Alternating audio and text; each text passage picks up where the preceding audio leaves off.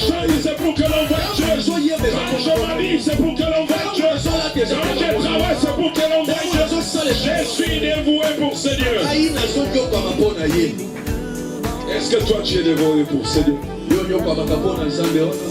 Bien-aimé, j'ai déjà vu des hommes qui sont païens par nature. Mais pour gagner le corps d'une femme, ils se sont fait chrétiens. Ils se sont rasés aussi comme mon frère David là. Pour gagner le cœur d'une femme. Au nom de l'amour, il a fait ce sacrifice. Quel est le don que toi tu as fait à Dieu? Nous voulons écouter la parole de Dieu ce matin. Nous lisons Apocalypse chapitre 7. Apocalypse chapitre 7. Verset 9 à 11. Verset 9 qui donne à verset 11. Apocalypse chapitre 7. Verset 9 à 11. Apocalypse 7, 9 à 11. On peut lire même jusqu'à 12. Je lis dans le nom de Jésus-Christ. Amen. Après cela, je regardais, voici, il y avait une grande foule. Que personne ne pouvait compter. De toute nation, de toute tribu, de tout peuple, de toute langue. Ils se tenaient devant le trône et devant l'agneau, revêtus de robes blanches et de palmes dans leurs mains. Ils criaient d'une voix forte en disant: le salut est à notre Dieu qui est assis sur le trône et à l'agneau. Oh, est-ce qu'il y a des enfants de Dieu parmi nous ici? Si tu as un autre Dieu que toi tu vas donner honneur, moi j'en ai qu'un seul. Et il criait d'une voix forte en disant: le salut est à notre Dieu qui est assis sur le trône et à l'agneau. Et tous les anges se tenaient autour du trône, et des vieillards et des quatre êtres vivants. Ils se prosternèrent sur leur face devant le trône et ils adorèrent Dieu en disant: Amen. Amen. La louange, la gloire, la sagesse, l'action de grâce, l'honneur, la puissance et la force soit à notre Dieu au siècle de siècles. Amen. Amen. Veuillez vous asseoir.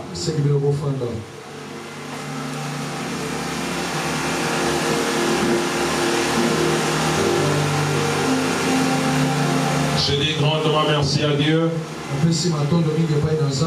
parce que tous les calculs faits par le diable pour que ce culte ne puisse pas se tenir sont tombés en échec.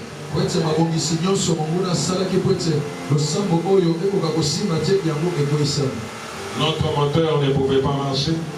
Nous prenons un autre moteur en location, le deuxième moteur aussi tombe aussi en panne.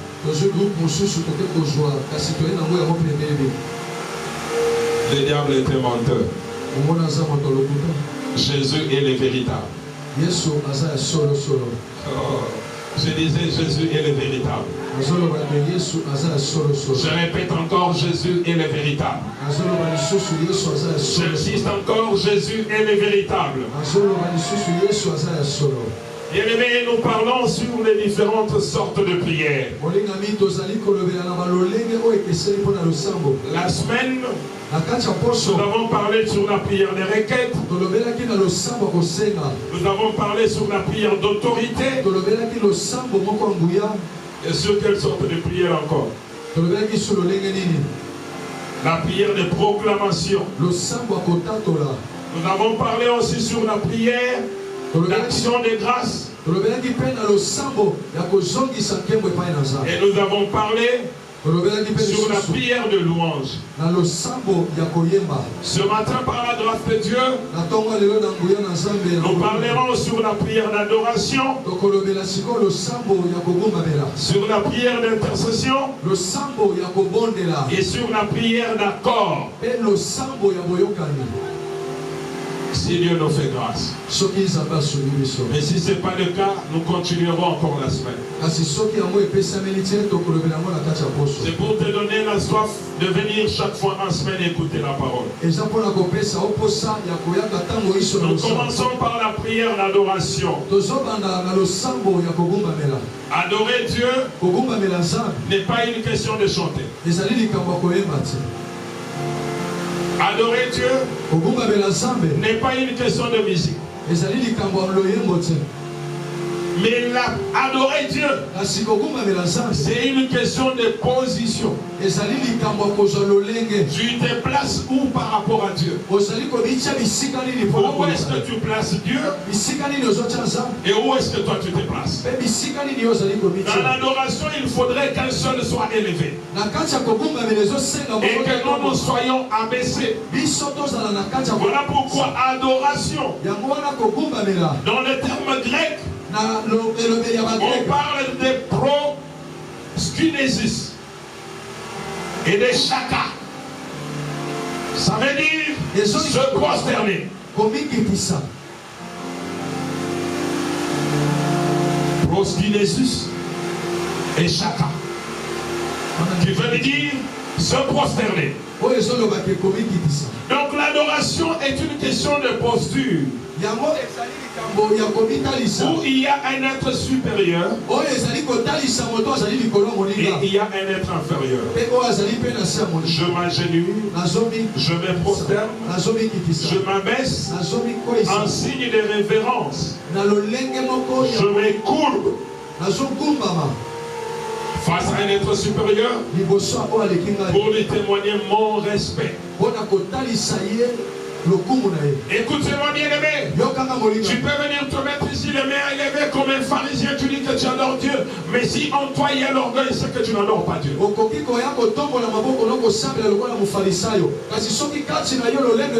peux venir toi disant que tu es venu adorer Dieu, mais s'il n'y a pas la reconnaissance pour donner à Dieu sa place, c'est que tu ne l'as pas adoré.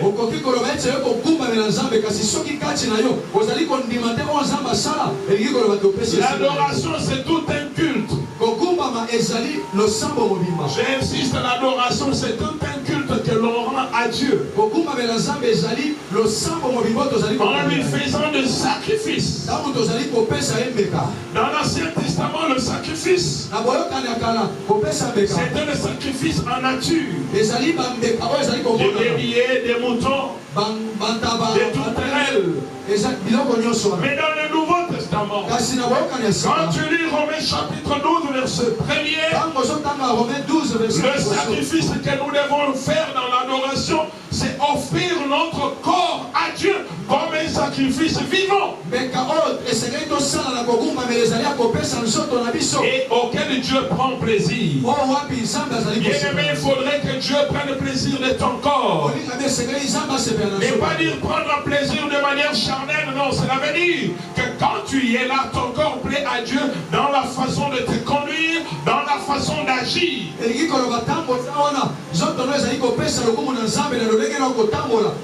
En quelque sorte, si tu viens adorer Dieu pendant que tu es dans la sorcellerie, Dieu ne prend pas plaisir à ça.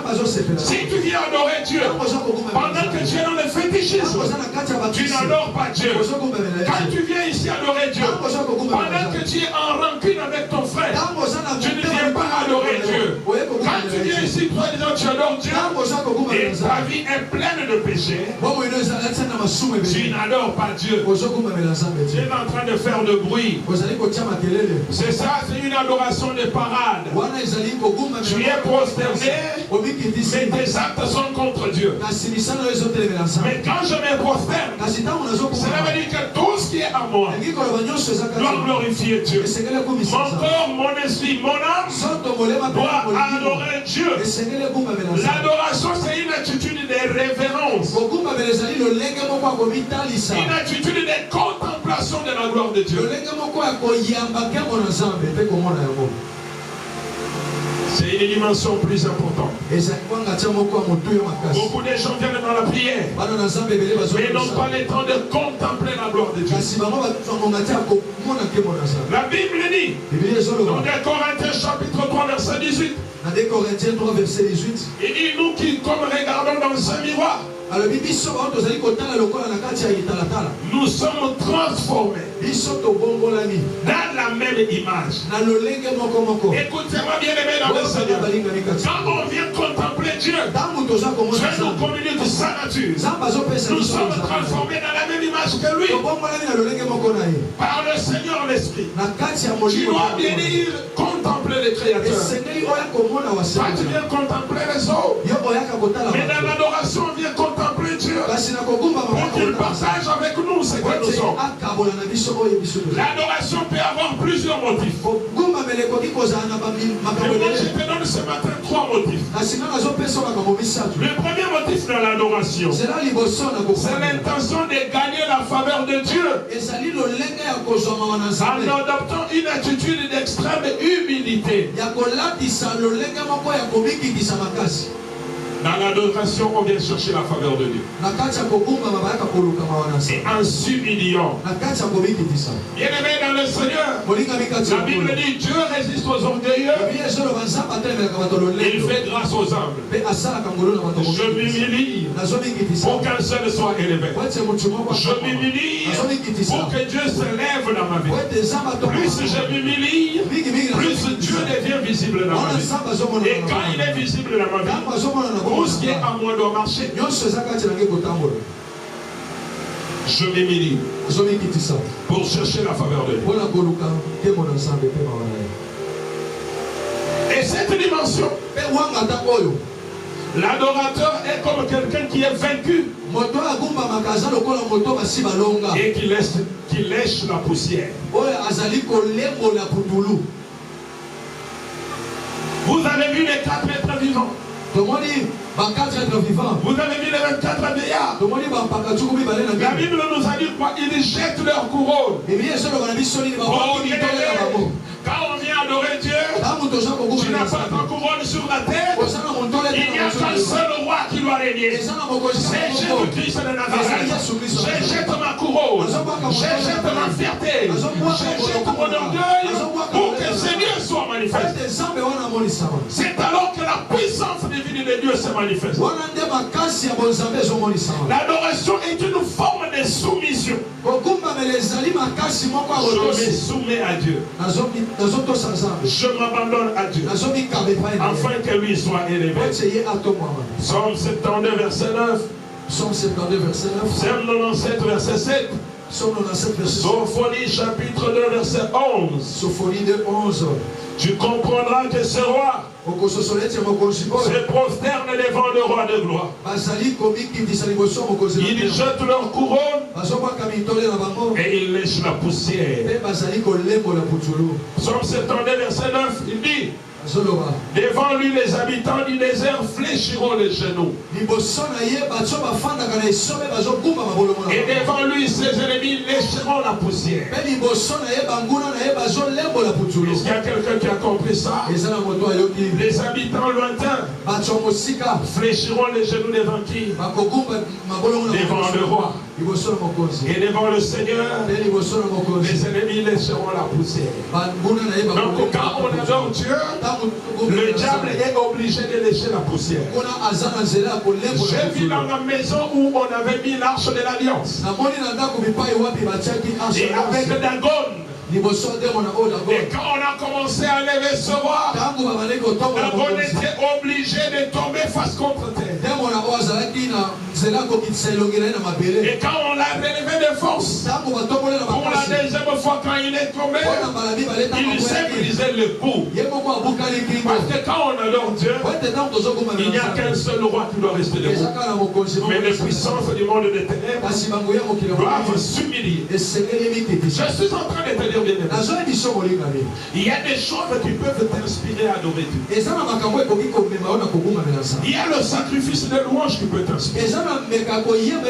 Il y a la gloire de Dieu qui peut t'inspirer. Tu contemples quelle est la gloire de Dieu dans ce monde. Qui est comparable à ce Dieu? La majesté et la magnificence de Dieu. Le fait que toutes les créatures adorent Dieu. C'est pour dire, même si toi tu ne l'as pas adoré, il y a des créatures plus puissantes que toi qui l'adorent déjà. Et tu es dans l'obligation de l'adorer. Qui peut résister au flot des eaux ici? Mais les eaux adorent le Seigneur. Le ciel adore le Seigneur. Les anges adorent le Seigneur. Les principautés célestes adorent le Seigneur. Mais toi, les étoiles adorent même le Seigneur. Livre Psaume 69. Verset 35. La Bible nous dit une chose. Oh, je me dois que tu comprennes ça. Chez toi, ça peut être 34, je ne sais pas. Mais chez moi, c'est le verset 35. Que le ciel et la terre le célèbrent. Les mers et tout ce qui se meut. Et cela célèbre l'Éternel. Et quand tu lis Job 38, verset 7. La Bible dit.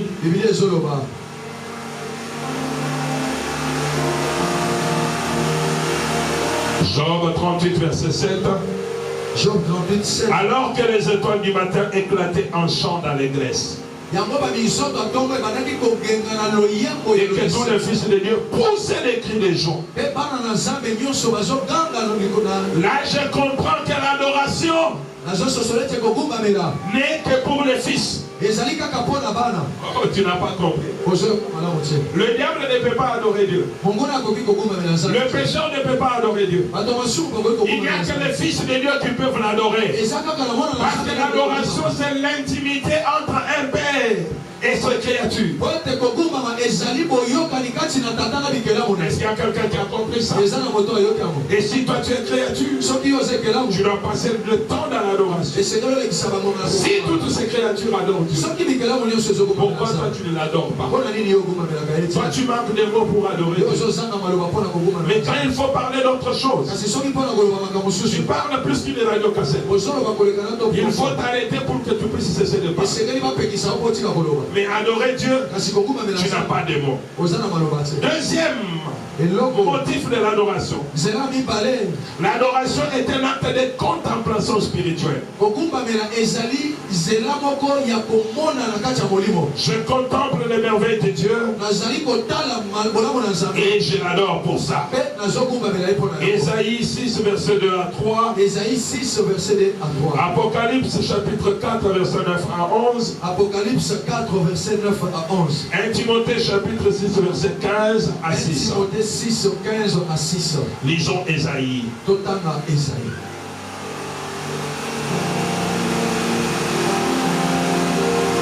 Je dis, les séraphins s'éteignaient au-dessus de lui.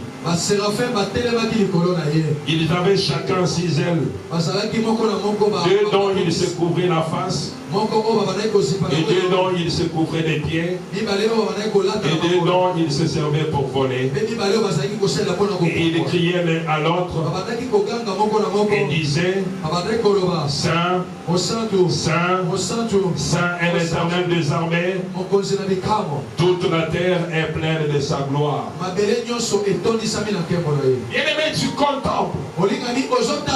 Il n'y a pas un Dieu saint comme lui. Il n'y a pas un Dieu puissant comme lui. Il n'y a pas un Dieu bon comme lui. Quand je dis je contemple, je me fais passer l'image de Dieu dans ma tête. Qui peut créer Dieu? Et qui peut le battre? Qui peut le vaincre? Satan avait osé une fois. Il fut précipité sur la terre. Alors si Satan a échoué, qui d'autre peut être comme notre Dieu? C'est un Dieu redoutable. C'est un temps de contemplation mystique où je me réalise la grandeur de ce Dieu. C'est que Dieu est capable de faire. Et je me fonds dans les larmes en train de dire, il n'y a que toi qui mérite. Bien-aimé dans ta vie qui mérite. Moi je n'ai qu'un seul qui mérite. C'est l'Éternel notre Dieu. L'adoration aussi, comme troisième motif, c'est une prière invocatoire pour appeler Dieu à descendre dans notre vie. C'est ainsi que je vis Josaphat et tout Juda. Avant d'aller dans la guerre, il se prosternait devant l'Éternel avant la bataille, implorant la victoire, que Dieu vienne à leur aide. Et avec moi 2 Chroniques, chapitre 20. Est-ce que nous sommes là? Dis à celui qui dort, tu n'as pas de place ici.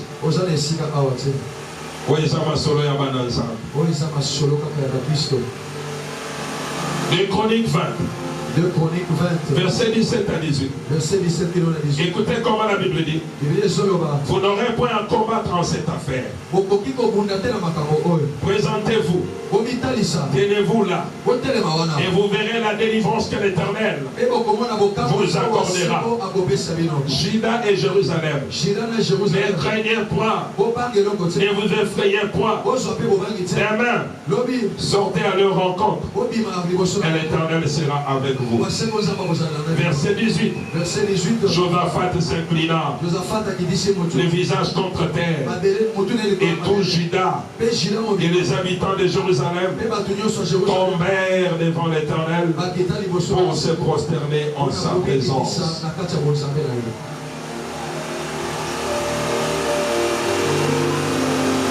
L'adoration, c'est aussi une prière d'invocation. La présence de Dieu doit descendre.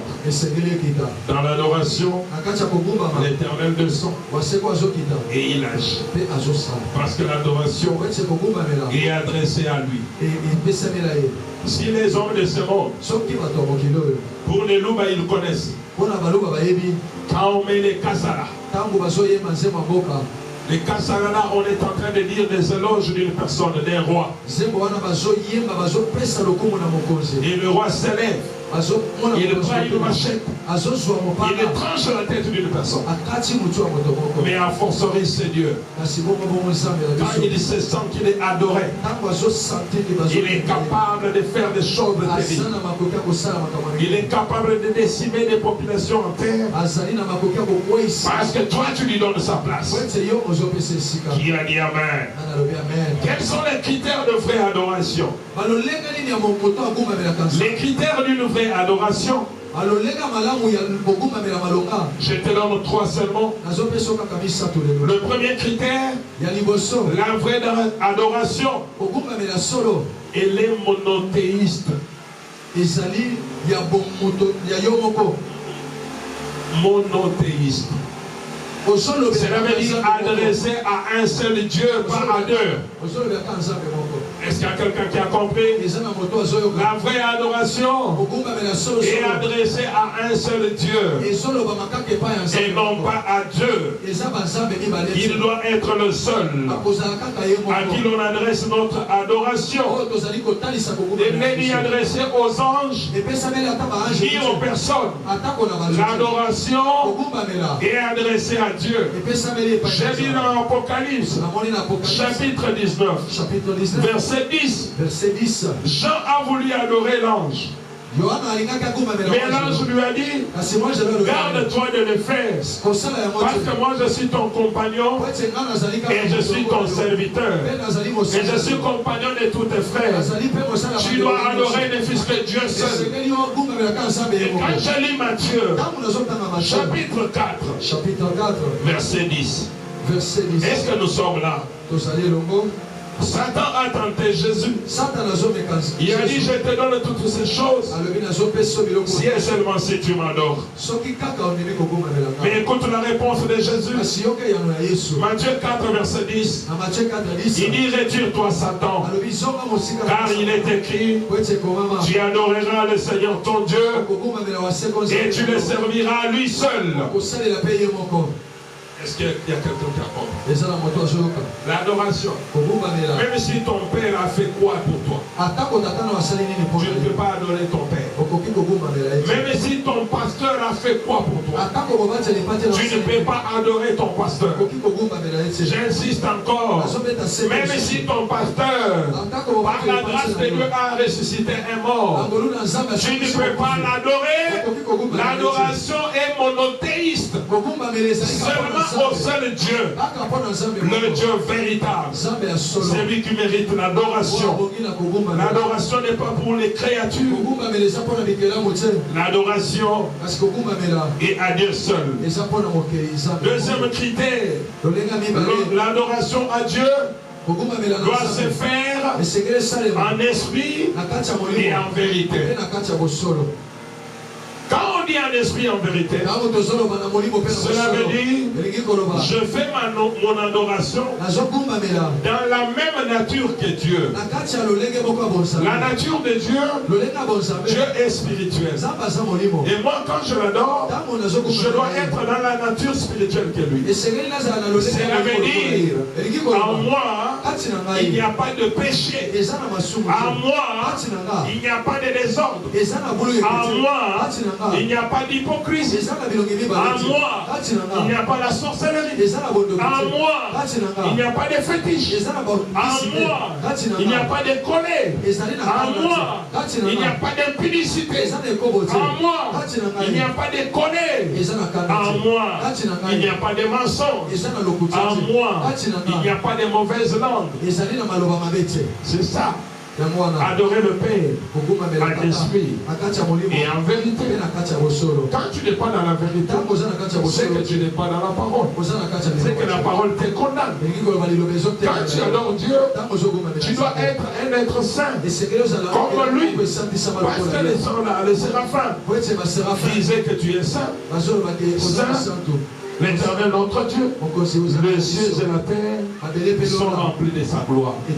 Quand toi tu n'es pas saint et tu viens adorer, c'est que tu n'as pas adoré Dieu, tu es en abomination devant l'Éternel. Voilà pourquoi Romains 12, verset 1, nous a dit d'offrir nos corps. C'est ça la vraie adoration. Quand tu dis tu adores Dieu, donne d'abord ton corps comme un sacrifice. Cela veut dire, je fais des privations pour que mon corps plaise à Dieu. Je me refuse la bière que mon cœur aime.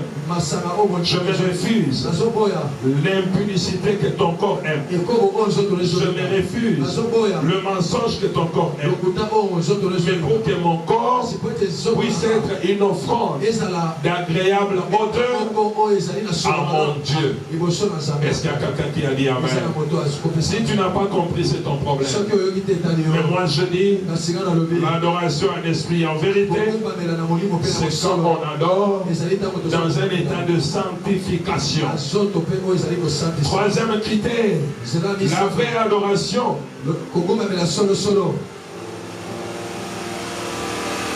n'est pas adressée à une chose, à une personne ou à un démon. Dieu est en colère contre nous. Voilà pourquoi Apocalypse nous parle déjà de ces choses. Quand tu lis Apocalypse chapitre 13, on nous parle du marque de la bête. La bête viendra. Tous ceux qui ne voulons pas fléchir devant la bête n'auront pas le droit de faire ceci ou cela. Et est-ce que toi tu vas adorer la bête ou tu vas adorer Dieu? Quand tu lis Exode 32, Exode 32, verset 8 à 10, verset 8 à 10, écoutez comment la Bible dit.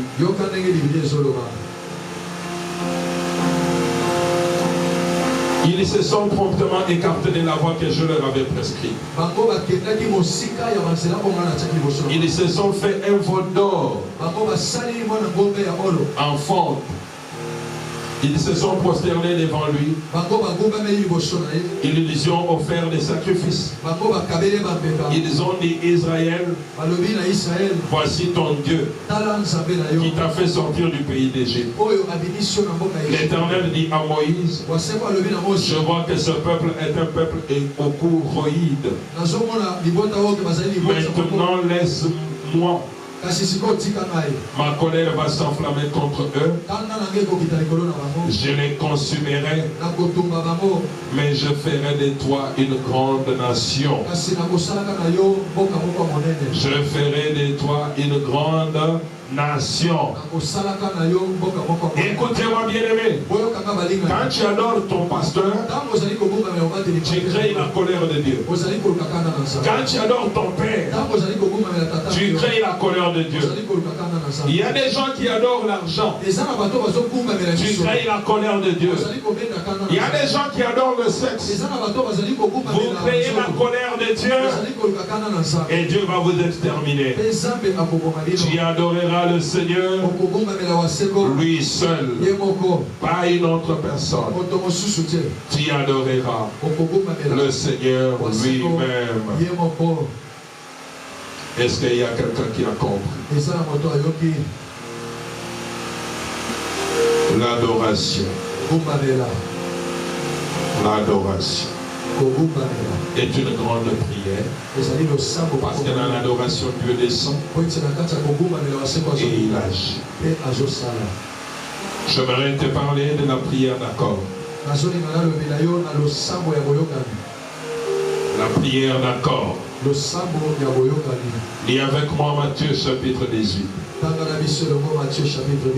Verset 19. Est-ce que nous sommes là?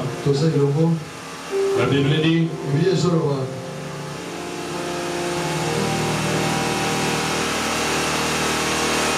je vous dis encore que si deux d'entre vous s'accordent sur la terre pour demander une chose quelconque, elle leur sera accordée par mon Père qui est dans le ciel. Car là où deux ou trois sont assemblés en mon nom, je suis au milieu d'eux. Bien-aimé, la prière d'accord, deux ou trois personnes se mettent d'accord pour demander à Dieu une chose. C'est une prière forte. C'est une prière de famille. C'est une prière des intimes. C'est une prière des enfants de Dieu. C'est une prière de l'église. Écoutez-moi bien aimé dans le Seigneur.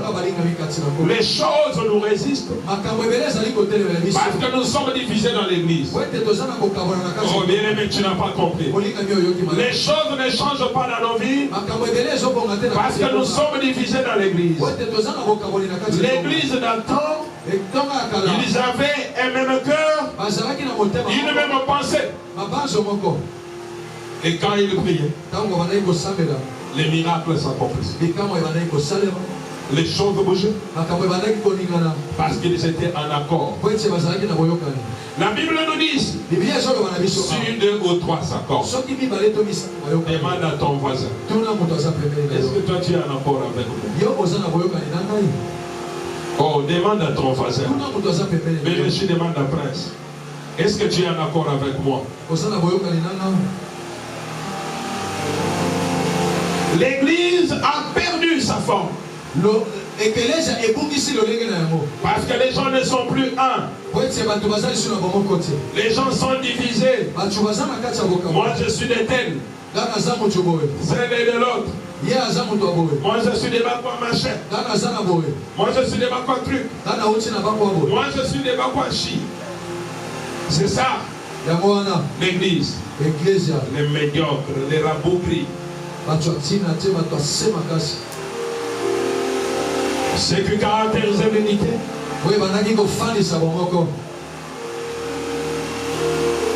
Dans l'église,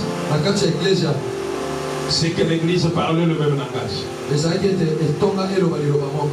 Mais aujourd'hui dans l'église, nous avons plusieurs langues dans la maison de Dieu. Le pasteur donne l'ordre. Avant que le pasteur ait terminé, dans le bas, on a déjà commencé à détruire tout ce que le pasteur a dit. Il y a aussi des petits pasteurs dans le bas. Et qui se lèvent pour condamner.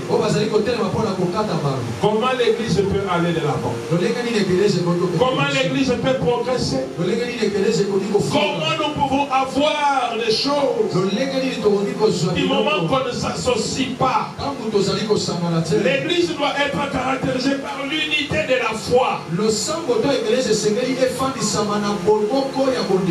avons une même foi. Nous avons un même paix. Nous avons même une même espérance. Nous avons le même esprit.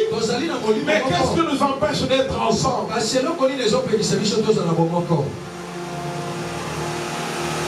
La prière d'accord, c'est ce qui fait la force de l'église.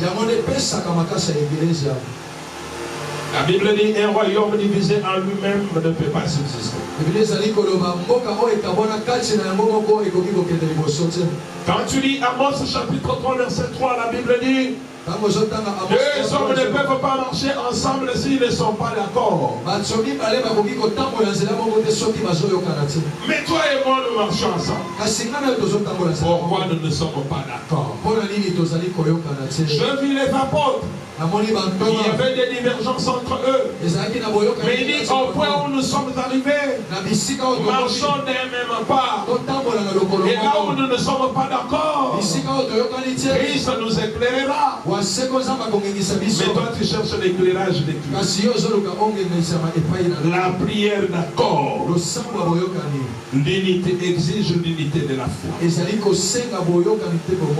Comme les gens qui avaient amené le paralytique à Jésus. Quand tu lis Luc chapitre 5 verset 20, ces gens ont amené le paralytique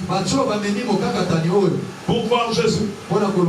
Ils ont trouvé qu'il n'y avait pas de la place. Ils se sont mis d'accord. Il dit, ouvrons le toit. Faisons-les descendre par le toit.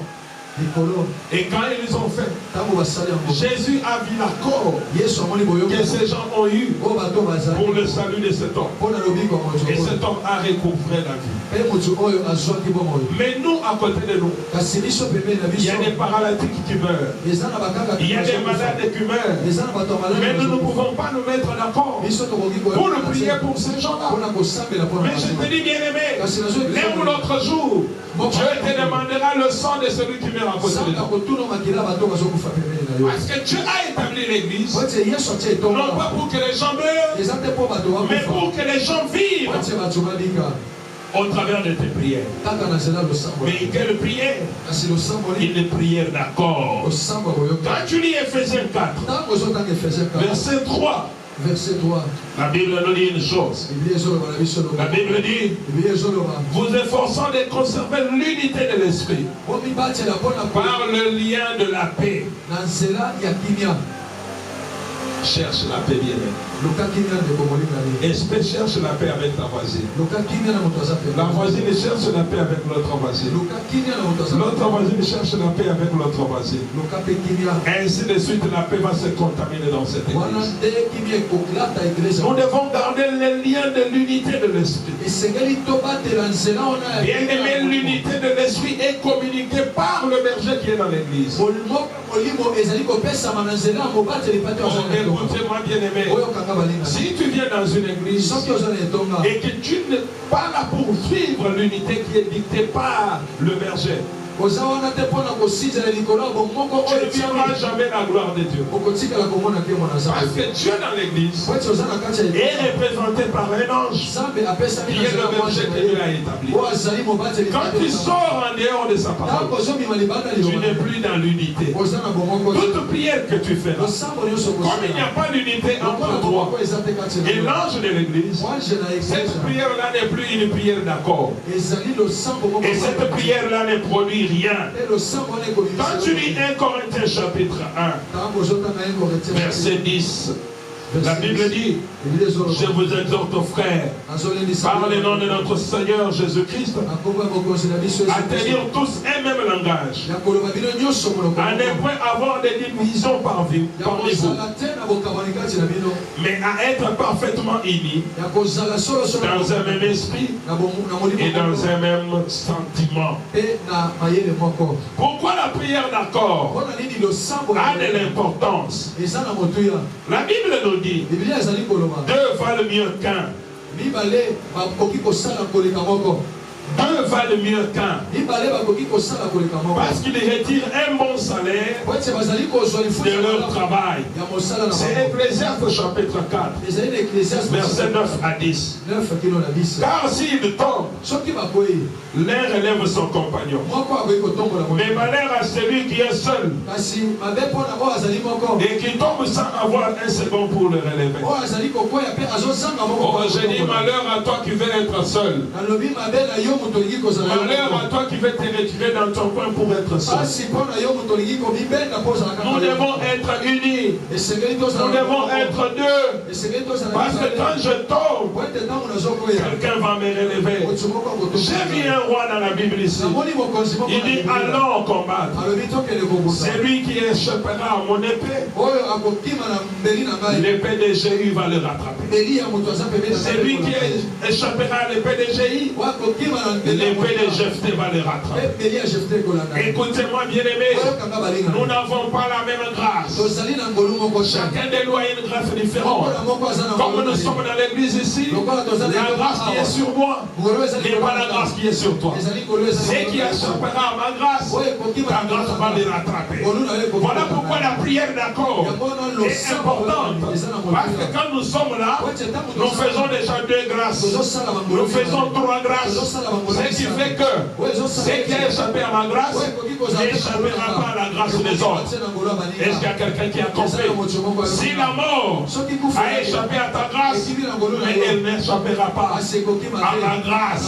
Parce que les grâces, c'est complète. Quand il y a une grâce qui se combat, ce n'est pas une grâce.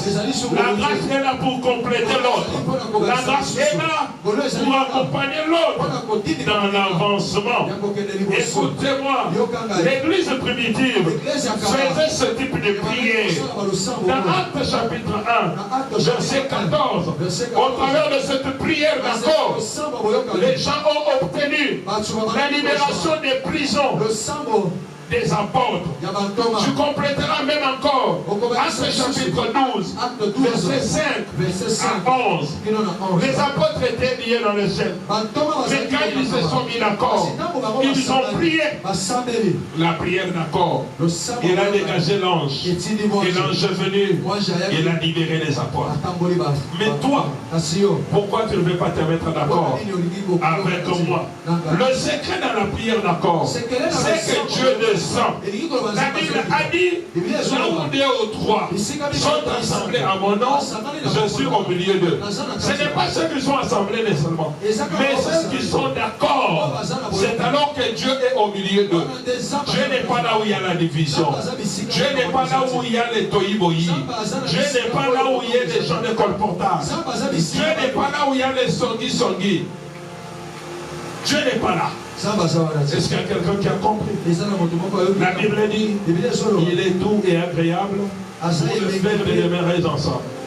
Car c'est là que l'Éternel envoie sa bénédiction et la vie pour toujours.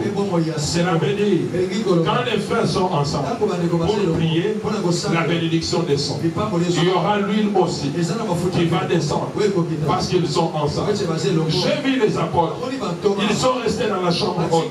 Comme nous sommes là, ils étaient d'accord. C'est alors que de tout à coup est arrivé le vent impétueux qui a soufflé et les langues de feu sont apparues sur la tête de chacun. Tu veux vivre la gloire? Sois d'accord avec celui qui est à côté de toi. Oh, dis à ton voisin, sois d'accord avec moi. Dis à ton voisin, sois d'accord avec moi. La prière d'accord peut nous donner tout ce que nous cherchons. La prière d'accord peut nous donner tout ce que nous cherchons. La Bible a dit, si deux se mettent ou trois se mettent d'accord, qu'il demande quelque chose, quelle que soit la grandeur de la chose, moi je veux le raccorder. Je me demande que nous prions ce matin. Nous allons nous mettre d'accord. Si toi tu n'es pas d'accord, reste assis. Mais ceux qui sont d'accord, nous allons nous tenir debout. Il y a beaucoup d'enfants de Dieu qui sont frappés par des maladies occultes. Voilà pourquoi beaucoup même se sont absentés aujourd'hui. J'ai besoin que nous nous mettions d'accord et que nous prions. Nous demandons à Dieu de dégager la puissance de la guérison. Partout où il y a les enfants de Dieu, que la puissance de la guérison touche ce matin. Partout où il y a les enfants de Dieu, que la guérison descende. Que tous ceux qui étaient liés soient libérés ce matin. Est-ce que tu peux commencer à prier? Je ne vais pas t'apprendre à prier. C'est la prière d'accord. Demande la puissance du Saint-Esprit. Dis que la guérison pointe dans la maison de mon frère et de ma soeur. Que tous ceux qui sont malades ce matin, même s'ils sont restés à la maison, que l'onction les suive. L'onction de guérison. Ceux qui sont liés dans les chaînes, que l'onction de la délivrance les touche ce matin. Et selon le nom de Jésus, est-ce qu'on commande à commettre à Mamoko? Demande la guérison et la délivrance de nos frères et sœurs. Ici, quand nous sommes à Zaï. C'est pour que l'on voit Dieu. Quand je m'habille, c'est pour que l'on voit Dieu. Quand je travaille, c'est pour que l'on voit Dieu. Je suis dévoué pour ce Dieu. Est-ce que toi tu es dévoué pour ce Dieu? Bien-aimé, j'ai déjà vu des hommes qui sont païens par nature. Mais pour gagner le corps d'une femme, ils se sont fait chrétiens. Ils se sont rasés aussi comme mon frère David là. Pour gagner le cœur d'une femme. Au nom de l'amour, il a fait ce sacrifice. Quel est le don que toi tu as fait à Dieu?